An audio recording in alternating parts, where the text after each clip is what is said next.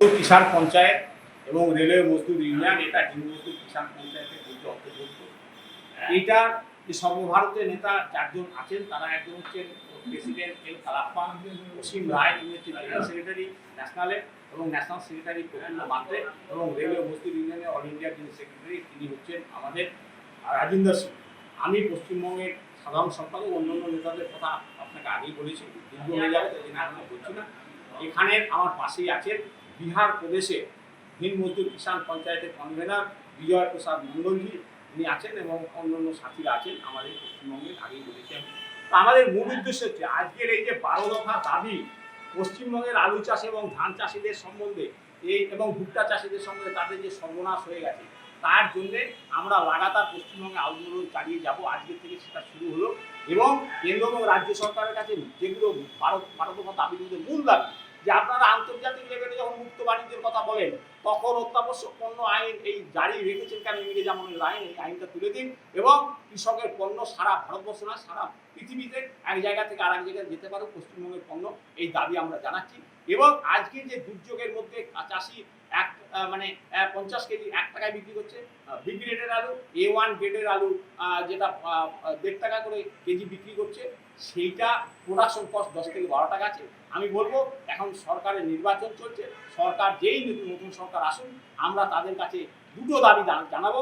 একটা দাবি হচ্ছে যে সরকার বলছেন আমরা 9.5 টাকা করে আলু কিনেছি, এখন থেকে সেই দাবিটা রাখলাম, যেটা শ্বেতপত্র প্রকাশ করে বলুন কত লক্ষ মেট্রিক টন কোন কোন জেলায় কোন কোন চাষিদের কাছ থেকে কিনেছেন, তার একটা কোন কলস্টরে সেটা তারা দিয়েছেন, সেইটার একটা তালিকা শ্বেতপত্র প্রকাশ করুন।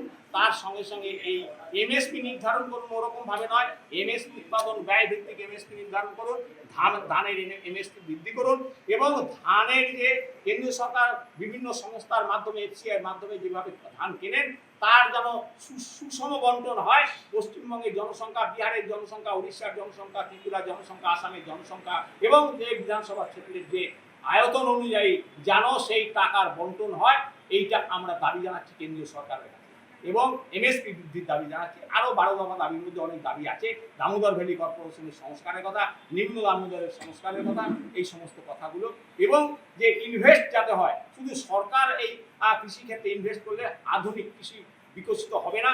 আধুনিক কৃষি বিকশিত যদি না হয়, আধুনিক পন্থার মাধ্যমে যদি চাষ না করা যায়, তার জন্য যে ইনভেস্ট দরকার, যে টাকার দরকার, সেটা একমাত্র সরকার করতে পারে না। এখানে বিভিন্ন সংস্থাকে সুযোগ দেওয়া হোক। আমি একটা উদাহরণ আপনাদের দিচ্ছি, এইবার যেখানে 1.5 টাকা কেজি আলু বিক্রি হচ্ছে, সেখানে এবারও চিপসের আলু রিলায়েন্স কোম্পানি 550 টাকা বস্তা, 50 কেজি বস্তা তারা কিনছে। তার মানে প্রায় 1100 টাকার মতন তারা এই 11 টাকা কেজিতে সেই আলু কিনছে রিলায়েন্স কোম্পানি, এই হুগলি জেলা, হাওড়া জেলা, বর্ধমান জেলা চাষিদের কাছ থেকে। তাহলে এইরকম একটা যে চুক্তি ভিত্তিক একটা চাষ, সেটাও যাতে আসে, তার ফলে যে শুধু খাওয়ার জন্য আলু এটা নয়, আরও অন্য ক্ষেত্রে যাতে আলু বিভিন্ন কাজে লাগে, তার জন্য একটা বৈজ্ঞানিক পদ্ধতিতে একটা ইনভেস্টমেন্ট হোক, সেটা সরকারের কাছে আমরা কেন্দ্রীয় রাজ্যের কাছে আবেদন করি। आज जो हमारे अस्पताल है उन्होंने जो किसान के मुद्दा को जो उठाया है, किसान के साथ जो रवैया हो रहा है, दोस्ती का रवैया है, जो फसल की क्षति है, जो आलू को एमएसपी मूल्य निर्धारित किया गया है, इसके अलावा भी जो किसान पर जो ये अत्याचार हो, इस अत्याचार को बंद करें ताकि विकास हो, किसान का सम्मान हो, उनका जो मूल्य हो निर्धारित हो। क्योंकि कोल्ड स्टोरेज में जो रखा जाता है वो तो बिजनेसमैन, उसको तो दाम मिलेगा नहीं, तो अपने मुनाफे के लिए करता है, किसान को बेचारे का हक मार जाता है।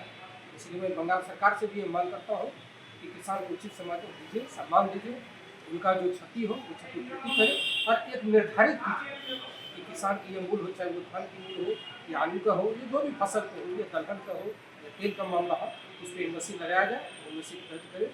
और मैं किसान मजदूर यूनियन पंचायत की ओर से किसान के हित में माननीय केंद्रीय मंत्री श्री शिवराज चौहान जी से भी मैं आग्रह करूंगा, अगर हमें दिल्ली जाने का मौका मिला तो मैं उनसे मिलकर बेटर पर पूरी किसानों की बंगाल की समस्या। दादा, केंद्र सरकार के कुछ बोलना चाहेंगे? केंद्र सरकार के कोई अपील करना चाहेंगे? केंद्र सरकार को एकदम अपील करें, क्योंकि अभी जो सम्मान निधि उसका किसान का जो चल रहा है, जो हमारे माननीय प्रधानमंत्री हैं नरेंद्र मोदी के द्वारा, उस चीज़ को बंगाल में नहीं करती, इसलिए कि यहाँ की सरकार वो समन्वय नहीं कर पा रही। सेंट्रल गवर्नमेंट से समन्वय अगर करते तो यहाँ भी किसानों के हित के लिए लड़ाई होगा और सम्मान उनको मिले। ममता जी कहे कि वो अपनी रोटी सेकना है, उनको तो केवल बंगाल के देना है। केंद्र सरकार से उनका कोई रवैया है नहीं। अभी हमारे बिहार में देखिए, हमारी माननीय मुख्यमंत्री नीतीश कुमार की है, केंद्र सरकार से उसकी इतनी अच्छी समझता है। आप देखिए किसान बहुत खुशहाल है, वहाँ किसानों की कोई समस्या नहीं है, चाहे रोजगार की समस्या है या और भी समस्या है, सारी समस्या से बढ़िया है। यहाँ की सरकार से भी करूँगा कि मैं इनका अपील करूँगा कि ये समन्वय भी बना के यहाँ की जो हमारी ममता की सरकार है वो करे तो किसान के हित के लिए फायदे की बात है। मैं सेंट्रल में इस बात को रखूँगा जरूर, चूँकि मैं मुझे कन्वीनर के नाते मैं अपने किसान जो बंगाल में समस्या है, हमारे जवान भी बताए जितनी समस्या मैं उनको